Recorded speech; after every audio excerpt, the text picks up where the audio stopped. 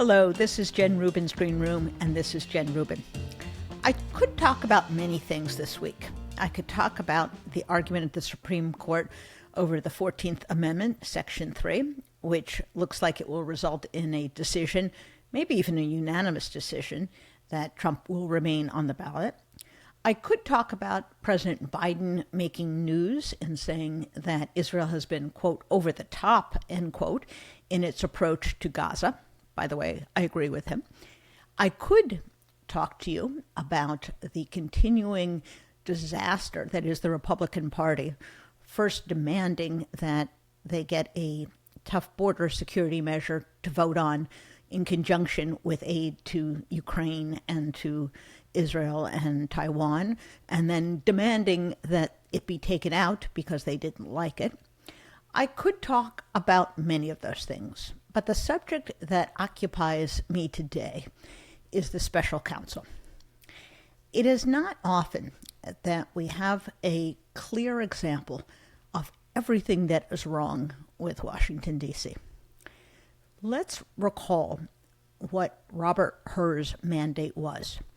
It was to determine whether the President of the United States had committed any crime in retaining certain documents from his time as Vice President. Now, the crime would have required willfulness. And moreover, the Justice Department, as we know from the Trump case, does not prosecute these matters unless there's been some aggravating factor, like obstruction of justice. It was clear from the get-go that this was not a criminal matter. It was clear because Biden himself came forward when he found the documents. It was clear because he cooperated in every fashion with the Special Counsel. And in fact, the Special Counsel, when you read into the body of the document, conceded that he could have been an innocent mistake.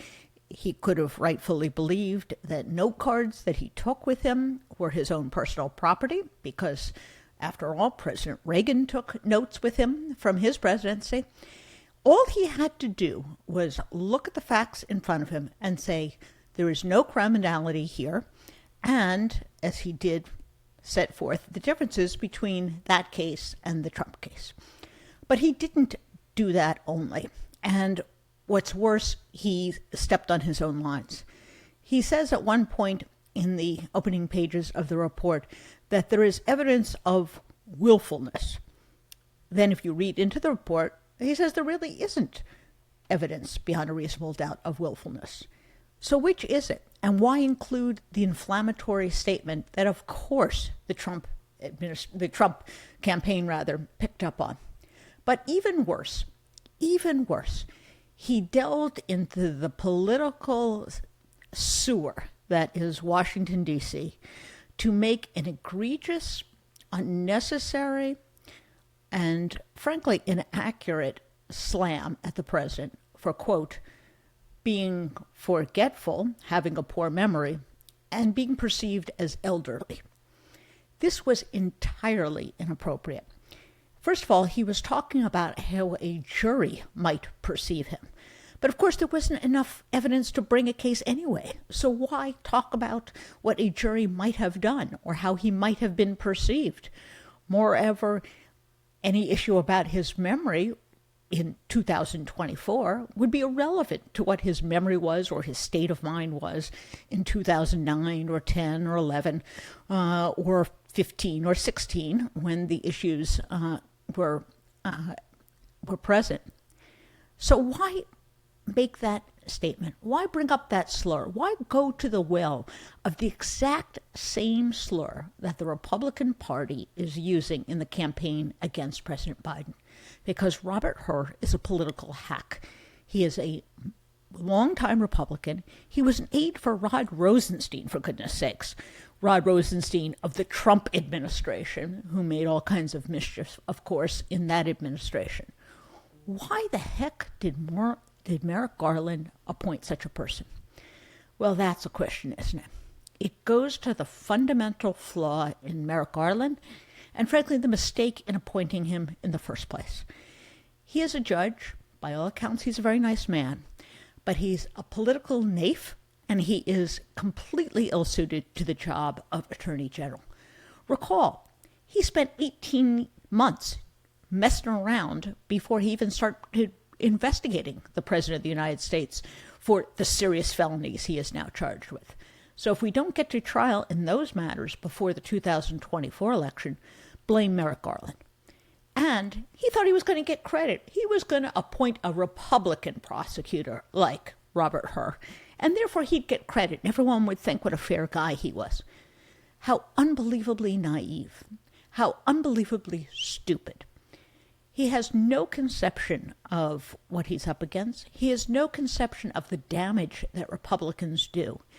And rather than show how fair Merrick Garland was, it showed that the Department of Justice is still a partisan, politically manipulated entity.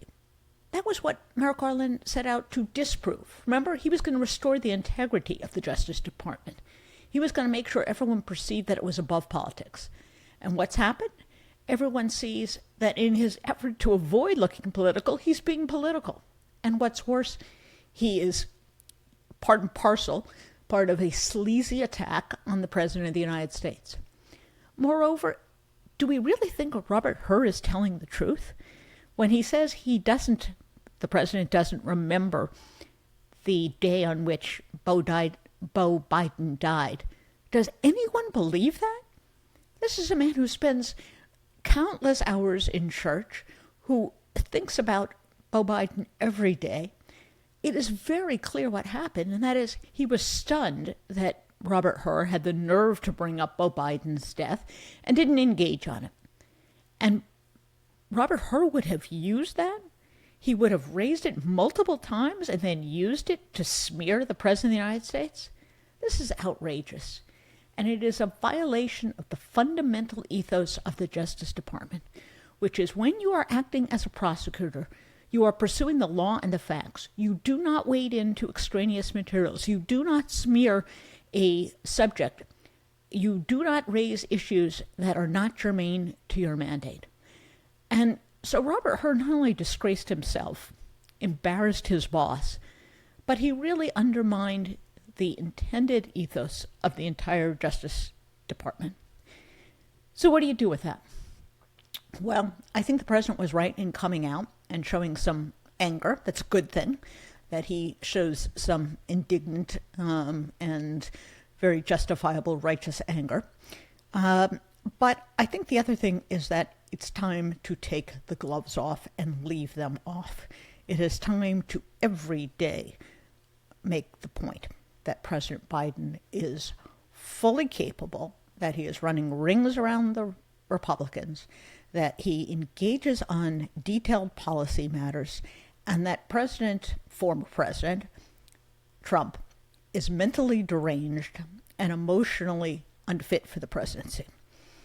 If you'll take a look at my Friday newsletter out today at the Washington Post, I detail the replete evidence that Donald Trump, not the President of the United States, but Donald Trump is mentally unfit. It's not just that he's forgetful. It's not just that he confuses who was president when. It's not just that he mixes up Nikki Haley and Nancy Pelosi. It's that he is incapable of conceiving of a situation in which the country's needs or anyone else's needs take priority over his own. He is a pathological narcissist. He cares only about himself. He cares only about his own reputation, his own power, and he flirts constantly with violence. In fact, he commits violence. That was the verdict. That was the judgment in the first E. Jean Carroll case. As Judge Lewis Kaplan pointed out, in colloquial terms, he was found to have raped E. Jean Carroll. That was an act of violence. He fomented violence at the Capitol on January 6th. He egged on the crowd to hang his vice president. More violence. And yet, this man's propensity for violence is not an issue in the campaign. It is not all over the front pages of the paper. No, we're back talking about Trump's age. Because this is the other fault line in Washington these days. A press corps that is out of control. If you saw that press conference last night, they acted like preschoolers shouting and yelling and interrupting. Shame on them. Shame on them. That is the President of the United States, and they should conduct themselves not deferentially, but politely and with appropriate decorum. And what's worse, the front pages today, how many stories do you need about age? I think there were 4 or 5 on the front page of the New York Times. Again, they are doing the Republicans' bidding. They are carrying the message of a movement that is dedicated to destroying democracy, and they act like stenographers. They take the information that Robert Hur improperly dragged into this case, and they make that the story. You know what the story is? The story is he's entirely exonerated and acts in good faith, that he is a law-abiding, decent human being, and unlike Donald Trump, did nothing to damage the security of the United States. That's the story. But the media can't take that position because they desperately want a horse race. They desperately want to create a false equivalence between these two people, because that sells news, because that satisfies their own desire to be neutral, to be above the fray, and it's going to destroy this country. It disserves democracy, it misinforms the American people, and it really goes to the credibility of the media, which is at an all-time low. Do you think the American people respect them when they see that clown show at the White House? Do you think the American people respect them when they bring up for the upteenth time in 5 or 6 different stories on the same page President Biden's age? I don't think so. I think they confirm the worst view of the press, is that they're out for clicks, they're out to make themselves newsmakers rather than news reporters, and that they really fail to grasp the moment we're in, which is the state of our democracy and the danger to our democracy. We have plenty of threats, including from the Supreme Court, which, by the way, disgraces itself by having Clarence Thomas, whose wife participated in the January 6th attempted coup, sit on a case in which they are discussing whether January 6th was an insurrection. How absurd is that? And yet we just shrug our shoulders and move along because that's the way it is. No, it shouldn't be the way it is. There should be outrage. There should be demands that he recuse himself, not only from this case, but from the immunity case. There should be demands that a full investigation be undertaken by the Congress on his finances, and that, oh, by the way, remember that ethics code that they were supposed to apply themselves? Apparently it's so weak that it allows someone whose wife has a connection to the case to allow the Supreme Court justice to nevertheless hear it. That's how intellectually corrupt, that's how morally bereft our Supreme Court is. So is there hope? Is there any part of our political system that seems to be operating as it should? Are there any defenses for democracy? Well, yes, there are, because we shouldn't forget this president has been an excellent president. Look at the economy. Look at the respect we are held in the world. Look at his devotion to ethical, decent behavior. And when the American people get a chance to vote over and over again over the last few years, in 2018, in 2020, in 2022, in 2023, they have rejected MAGA extremists. So when it gets down to it, the voters exercise more common sense than, frankly, the media does, but frankly, what we expect of them. So with a president who is performing his duties, with an electorate that, when they've exhausted all other opportunities, gets down to business and does the right thing, and with a population that I think is fully aware now of the threat to democracy, that defies party division, that includes Republicans, Democrats, Independents, all united in the recognition that what is at issue is the future of our democracy, the freedom that we all enjoy. We have an opportunity to turn this year into a referendum on freedom, on American democracy, and on preservation of the rule of law. But it's going to take a big effort because this is what we're up against. We saw very clearly this week. It's the press, It's a thoroughly corrupt Republican Party. It's a Supreme Court that no longer upholds judicial ethics and judicial propriety. There's a lot on the other side. So it's going to take active citizenship. That means registering, voting, volunteering, acting as a poll person, a poll watcher, acting as a volunteer, giving your time and money to groups that protect democracy, because this is the hands-on deck moment, the all-hands-on-deck moment. If we don't do it now, we're not going to get another chance to save democracy. So if nothing else, this was a clarifying week, wasn't it? Well, if you enjoyed this program, and you enjoy our other programs at Jen Rubin's Green Room, please tell your friends. They can click right there. They can follow, they can subscribe at Apple Podcasts, YouTube, Spotify, or wherever they get their podcasts. Bye-bye.